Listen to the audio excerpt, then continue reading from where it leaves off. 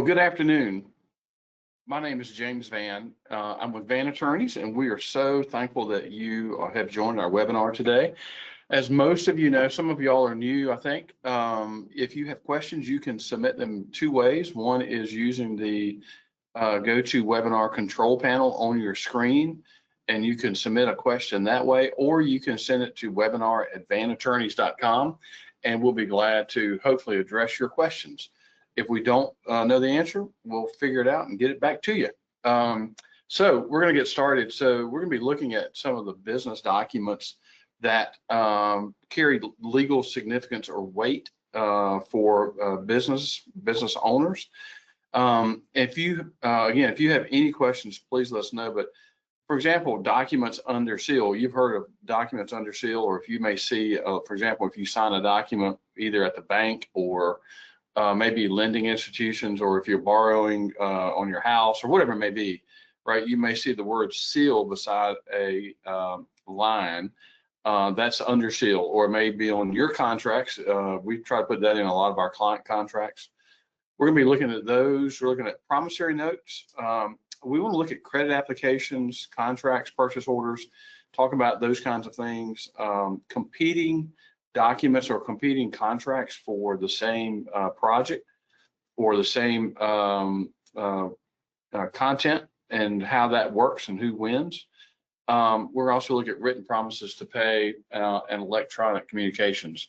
And again, if you've got questions, please let us know, because that'll be a way that we can hopefully help you. So with that, let's see, here we go. All right, so let me get back just a little bit. Okay. Documents under seal. Some of y'all have heard us say this before, but this was the reason we used to use a seal, right? It was actually wax and a seal, and it carried significance to show that that document was signed by whomever put their seal on it, right? And I have joked and said before in meetings or in seminars that we do, because of global warming, right, the wax started melting in people's pockets, and we realized that was not a good idea, so we need to do something different. And I'm kidding about the global warming thing, but we did realize that there was an easier way of doing that. So the law actually came out a while back, and it said, all you gotta do is put the word seal beside a signature line, and that would be in the place of, say, the wax seal or some other symbol or sign that someone had placed their signature, and then saying that this was their intention to sign the document. One of the significant factors in North Carolina, at least, is that a document or contract that's under seal has a 10-year statute of limitations versus a 3-year statute of limitations. And I know a lot of people say, well, look, James, there's no way I'm ever going to let this thing, I want to make sure we would file suit if we had to before 3 years. And most of you would. But at the same time, it just sometimes gives you more leeway in making that decision if someone's paying you or if there's not a breach yet, right? So again, it's usually 3 years or 10 years from the breach, if there's a contract, from the breach of that contract where the statute of limitations would kick in. There's also a presumption of consideration when the word seal is there. It is presumed that the contract has appropriate consideration. That's one of the elements of an enforceable contract in North Carolina. So think about this, right? There's a presumption if you can prove or the contract is under seal, it's as though you have already proven that there is consideration for the contract. The other side has to say, no, there wasn't consideration, and then that's how they would attack it. But thankfully, it's a presumption of consideration. It's also a presumption of corporate authority, that if there's the word seal is there, they're presuming that the company or corporation that it was signed on behalf of had the authority to enter into the agreement. So there's some benefits to seeing that. I used to joke that if you're borrowing money from a bank and you want to really mess up somebody's day, that the people that sit in the very back of the bank, right, who never see sunshine, and all they do is look at contracts and documents for completeness, strike out the word seal, right? And it'll be about 2.5, 3 weeks, and all of a sudden you'll get a communication back going, oh, we have to sign all this again because somebody struck out the word seal. Don't do that, but it would be sort of funny. All right, promissory notes. We talk a lot about promissory notes with our clients. We've talked about them in our webinars. If you're going to use one, this is sort of the general what you need to have in a prom note. And I would encourage you, call us or call another attorney that you may deal with if you're going to use it, and make sure that the form that you're using is accurate, right? It's got, typically promissory notes are written, right? It's a promise signed by the borrower that they're going to repay a specific sum of money to the lender, right, with specific terms and a specific due date, with other details like if there's an interest rate, the repayment terms, what is the maturity date, what happens if there's a default, if they don't pay. So we see a lot of people will contact us where they have written a promissory note on their own. And I don't know if some of these are AI driven or if they just pull off a form off the internet. I'm not sure, or they just do it themselves. But I am amazed at the times that I see this, that the wording of the document they use doesn't even say that the lender is lending the money. It'll just say that so-and-so gave so-and-so money. Well, there's a question about that, right? Is it a gift or is it a loan, right?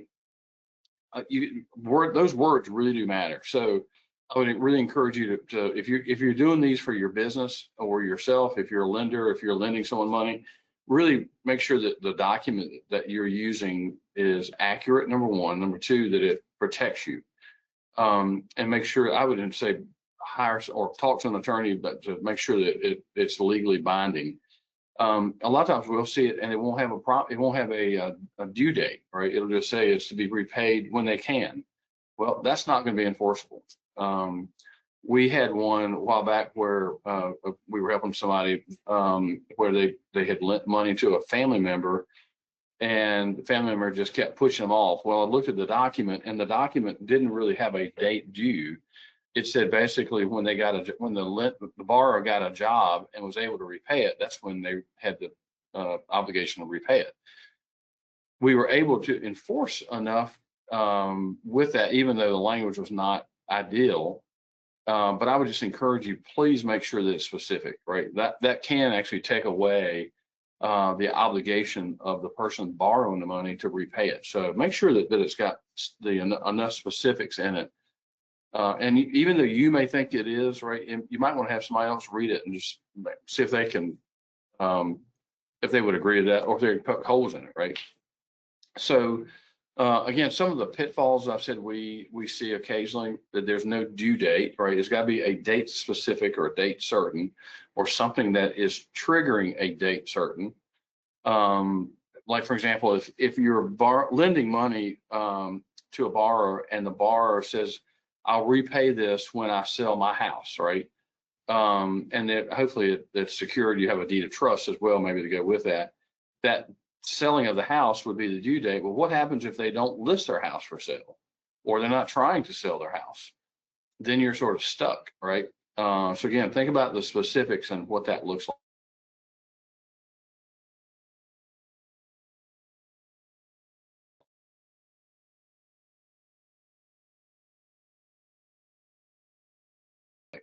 You got to make sure that there are terms of what is a default, right? A default typically is non-payment. The debt at that point held in default, is all of the debt due, or just payments at that point? So again, just think through that a little bit. Are there interest provisions? And then the other thing we would encourage you to do is make sure to put in an attorney's fees provision in your written promises, because if you have to hire an attorney, you'd want to make sure that you could recover as much of that as you could, right? So let's talk about credit applications, purchase orders, or just the overall contract, right? You're setting up a contract to deal with another company or another person. When you're looking at this, make sure that you know who the company is or who the customer is. And I know I'm speaking to some of y'all and you're thinking, James, that's just common sense. Well, it is, but sometimes it's amazing where, the company may say, they use a name, but that's not the company doing the work, or that's not the company that's going to be signing or receiving the goods or the benefit of the contract. I've got a situation this week where our client is lending a substantial amount of money to a borrower, and that the borrower has multiple companies. One company's doing the work, but they want the money to go into another company that they own. And it really, I mean, our client was like, yeah, that's okay. And I'm thinking, hold up, no, that's not okay. We need to make sure that we understand why there's a shell game going on with the companies. And we put that in the document, right? We listed that out as who the company is, who the customer is, who the debtor is, and what all of that relationship is. The other thing is, what is the legal status, right? Are they a proprietorship? Is it a partnership, a corporation? What does that look like? Make sure that you know that, right? I'm amazed how many times we're dealing with someone, all of a sudden you realize, they go, wait a minute, that's an incorporated business. Are you dealing with them individually, or are you dealing with them in a corporate authority or on behalf of the corporation? We used to ask, a lot of our clients used to ask, especially if you're setting up a credit application situation, if the business has ever filed for bankruptcy. Well, you can find that out pretty generally, pretty easy. One of the things we've asked, we're starting to get our clients to think of, is do any of the owners or the principals of the company, have they ever filed bankruptcy? If so, when, what was the date, what was the business name, that kind of thing. Because you want to make sure, because companies can get washed in bankruptcy pretty quickly. A number of years ago, that was happening really, really on a much higher basis. We would encourage you to sort of ask, hey, has a business owner ever filed for bankruptcy? Know when they got started, right? I don't know if you look at the Secretary of State in North Carolina, their website, but it's a great source of information about businesses and partnerships. Not every partnership is filed there, but many are. Again, asking who the principals are, knowing a little bit more about them is really important. Most people don't mail invoices anymore, but who does it go to? Is it emailed? Does it go to an individual? Does it go to a company, like a department within the company? And then the other thing is we ask is sometimes who's authorized to purchase. I know a lot of times when people put that on their applications, again, if it's not the owner that's making that decision, they may put somebody else in charge of ordering materials or signing on behalf of their company if they are, it's a growing business, or if they're having turnover. All of a sudden, the names that you may have on your contract is who can bind the company or who can authorize purchases or entering into more borrowing with your company, then all of a sudden that's outdated, right? So you may want to think through that about how do you have it on the application, or is that more of an outside contract relationship communication, right, through a letter, an email, whatever it may be.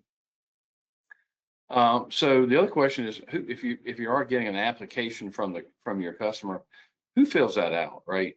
Is that somebody that is on your staff, right? Do they fill that out for the customer? I would certainly encourage you not let that happen, but have the customer actually fill out the application, fill out the contract.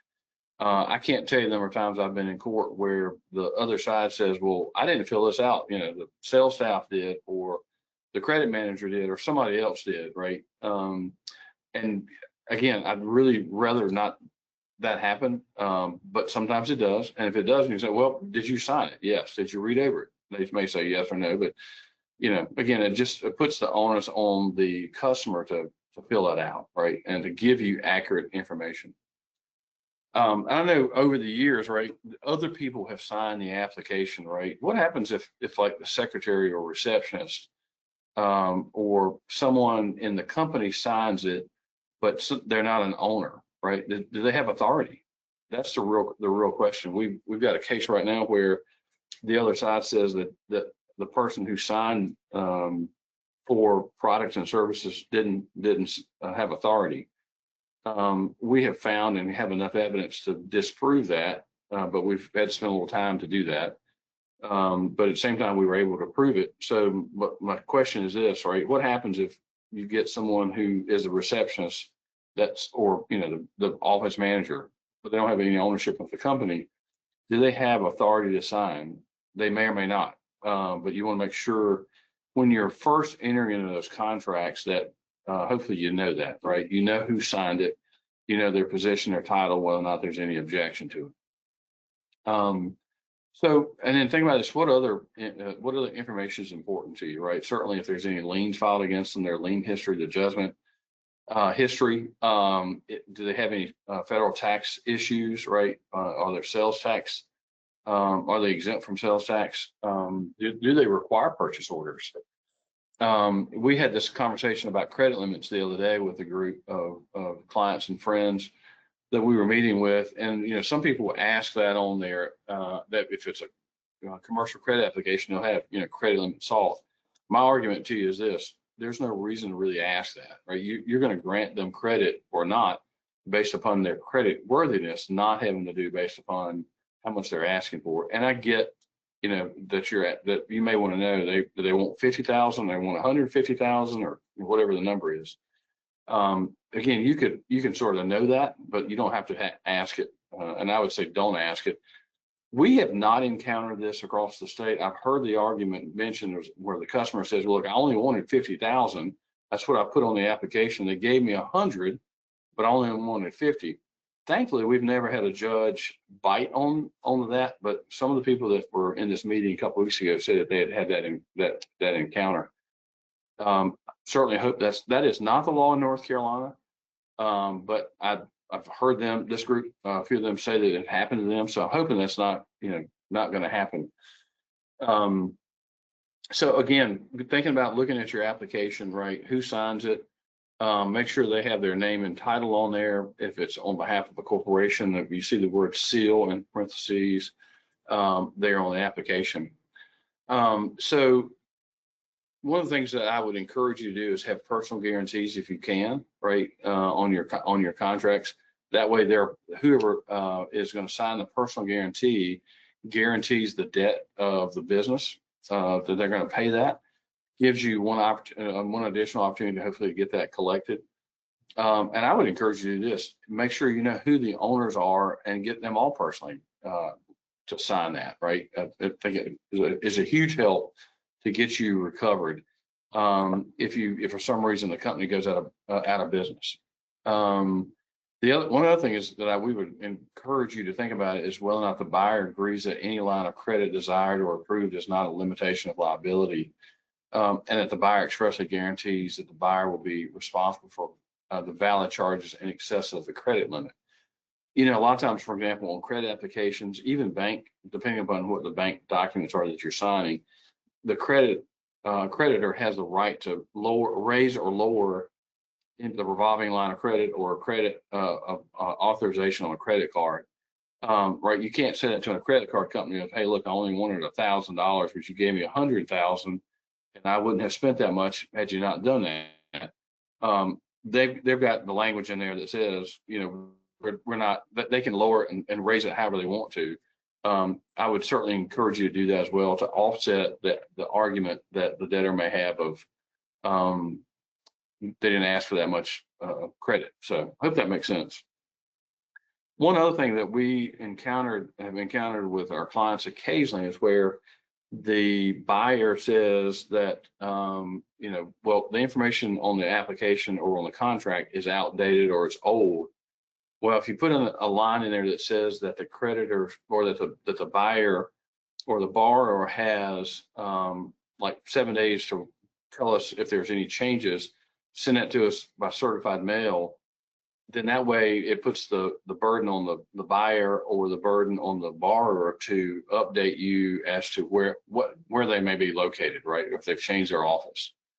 That has happened a couple times where that's been advantageous to have it. Again, the only things we would suggest is don't buy a pre-packaged application or contract. With AI now, it can spit out a lot of good things, right? But you also make sure that you've gotten all of your documents to proofread by someone else, someone who maybe has some experience in the North Carolina. We'll use North Carolina example. law, what does that mean, right? Not, and again, AI can probably get it really close, but you want to make doggone sure that it's really good. So a couple of things we want to make sure that you've got in your contracts, or has some legal significance, is having a provision for reasonable attorney's fees. In North Carolina general statutes, it's a provision that says, if you use the word reasonable attorney's fees, you get up to 15% of the amount due and owing to that you available to recover. Same thing if you're signing a contract, right, and they have an attorney's fees provision in that.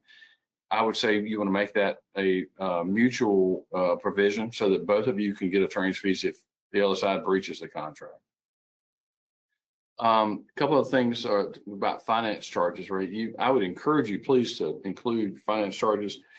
And if you use NCGS, which is North Carolina General Statutes 24-5, that actually gets you your contract rate after the breach and after the judgment until they pay it in full. Judgments in North Carolina are good for 10 years. You can renew them for another 10. So if you're getting, 18%, and there's a good chance that these people are going to have some money or they have assets that you can recover from, I know many of y'all have had the phone call in at 5, 6, 7, 8, 10 years, 9 years later saying, hey, you got a judgment on me, by the way, I'd love for you to, let me make a deal and, I'll pay you, 20 cents on the dollar. But you go, nope, I got a great argument here that the interest provision is 18%, and it gives you some negotiating room, right? So make sure that you include that on there. Again, I want to just talk about the interest provisions. I'm not going to go through all of these things, but I want to make sure that you sort of hit the big ones, but also thinking about these contracts do have a significance in your business, right? So what about an arbitration provision? There are pros and cons to arbitration. It used to be that arbitrations were fast and were not as expensive as going through litigation. I sort of feel contrary to that now. Arbitrations are certainly can be faster, but there's also a great expense especially if you're using a organization that charges for the arbitrations. I won't mention the name. Many of y'all know the name, but if you're using an organization that's already been set up and you have to pay them to hire the arbitrators and to use their rules, it's really expensive. So be mindful of that, right? There's pros and cons to both sides of the arbitration provision. And again, I just would encourage you to think through that, right? Do you also put in there a jurisdiction and venue provision in your contract? We would say yes. Something that's very significant. I can tell you horror stories on both sides of it, and great stories on both sides. We have a case right now helping a client where the contract said that there would be an arbitration held at the location of the project, which was Cumberland County, North Carolina, or at a place where the general contractor's office was, which is in Tennessee. The project was here, our client's here. We want to make sure the arbitration is in North Carolina. We've won twice at the state court. Other side keeps appealing to the Court of Appeals, and the Court of Appeals thankfully has agreed with us both times so far and said that it needs to be here.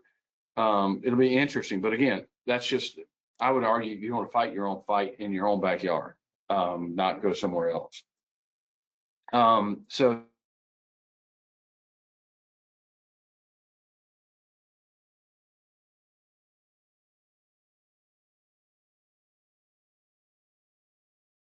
again, we talked a little bit about the amount of credit that you have in there.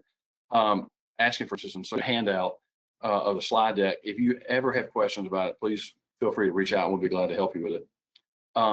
So one other provision is having the sole discretion to be able to apply the payments however they're received, right, from your customer.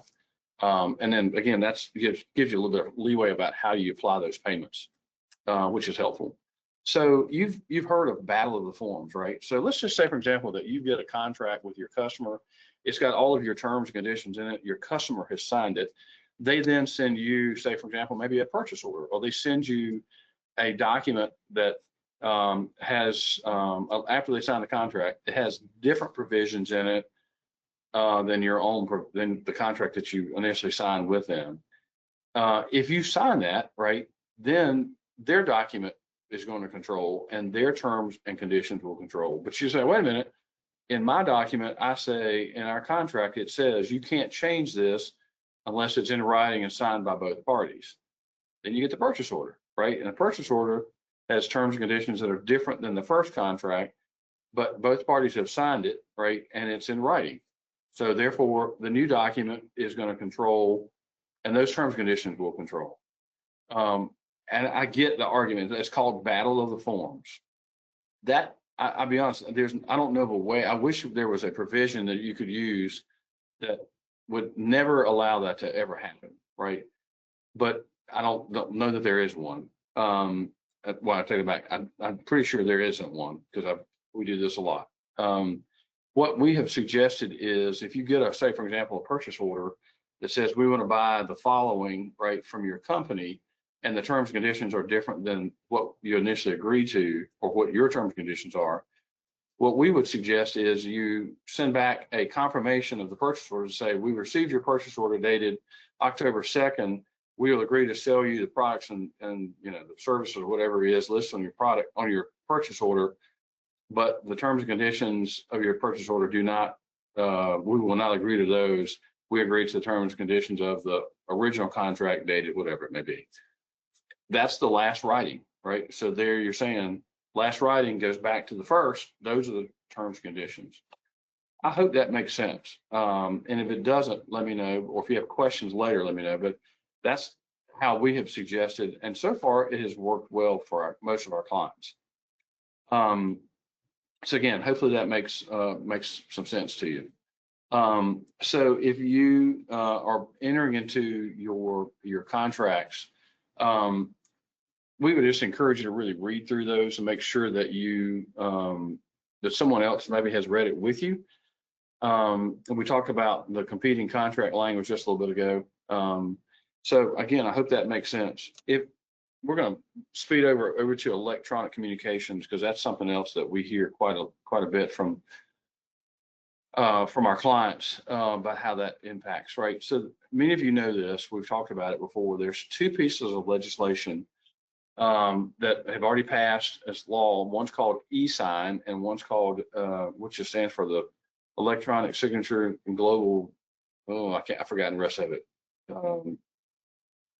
Can't remember it. Anyway, it'll come back to me later. And UETA, which is the Uniform Electronic Transactions Act. So looking at UETA, many states have adopted this in either part or whole. And so the way the Uniform Electronic Transactions came about is there was a group of people who said, look, we want to make sure that businesses, when they are communicating together and can bind themselves using electronic transactions versus paper, using paper and blue ink, we want to make sure that companies can use this, right, go forward. So it applies to electronic records and signatures that relate to a transaction, which is defined as interactions between people relating to a business, commercial, or governmental affairs.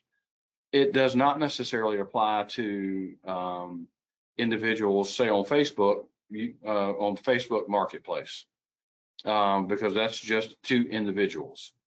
This is more UETA and e-sign really more are for business, commercial, and governmental affairs. So primarily, UETA has a limited objective to making sure that electronic records and signatures are the equivalent of paper records and manual signatures. So it's saying basically, if you have something in paper form in blue ink, you can do that electronically, and it's just as binding. And so the agreement to use electronic communications or contract terms can be shown by express assent or consent, or from a context and surrounding circumstances, including the party's intent. And those are really the primary ways that it comes into being. There's been a number of case law reports already on UETA and e-sign.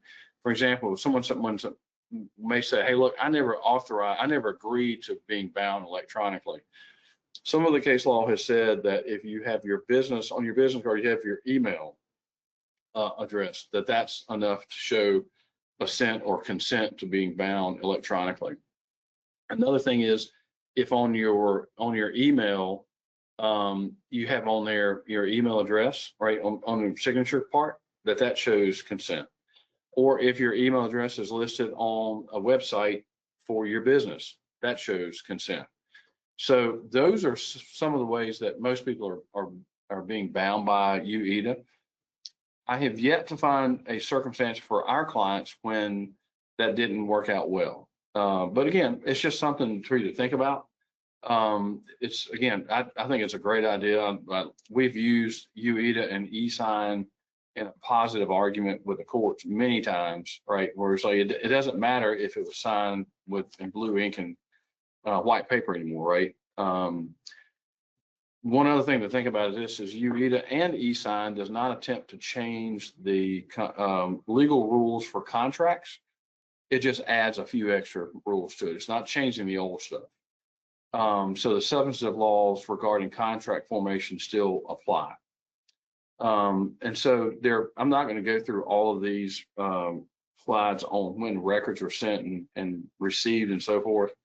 But primarily, think about this: if someone has the right email address, they're correctly spelled out, right, and they send it, even though you may not receive it, like physically on your phone, it gets caught up in spam software, or gets caught in junk mail, or whatever it may be. If they've used the correct email address, then that is all they have to do. It's not your fault if it gets picked off by junk email, right? Some system that catches it and says, no, I'm not going to send this to you. You still have received it. That's an issue that comes up occasionally, but that's what the law says. So even though, for example, let's say you're not looking at your email, you're out on vacation, and someone sends you an email, it theoretically is already received, even if you don't know that there's been a receipt for it, right? You don't know that it's been sent to you. So again, e-sign and so electronic signatures in Global and National Commerce Act. Sorry, I couldn't get that out of my head earlier to tell you what that was, but that's what e-sign stands for. Those are federal. E-sign's a federal act. Again, a great way to have a relationship with your customers and to communicate, but realize that you can bind yourself. I'm going to back up just a minute. You can bind yourself electronically using your phone, right? Using email, using text as well. Even voicemails are considered an electronic record. So let's just say that and I've told y'all this many times, right? Let's just say that you have a white paper and blue ink contract. Everybody's worked really hard on, and then later somebody who has authority sends an email or a text to change the terms of that, and the other side agrees to it electronically, either again text or email, then that's going to change the white paper and blue ink. What about a voicemail, right? Let's just say two people or two parties on either side of the contract start having voicemails back and forth, or there's a recording of conversations that changes the terms of the original contract. Is that binding? I think it could be. So you want to be really careful in conversations, voicemails, text, and emails. So please be aware of that. And I think y'all are, but I want to make sure because it really does matter. And I know a lot of y'all are now utilizing where if people sign your contract, they're coming to your website or a website that's hosted for you where the terms and conditions are, so they can't change those, right? You have that electronically. Again, that's a great way of capturing the terms and conditions that you want to make sure apply. But if there's later a contract or purchase order or some relationship communication back and forth that changes the terms of that could change the terms. So just be aware of that. I hope that's helpful. Again, we really are thankful that we get a chance to serve y'all. We don't take that lightly. We really appreciate it.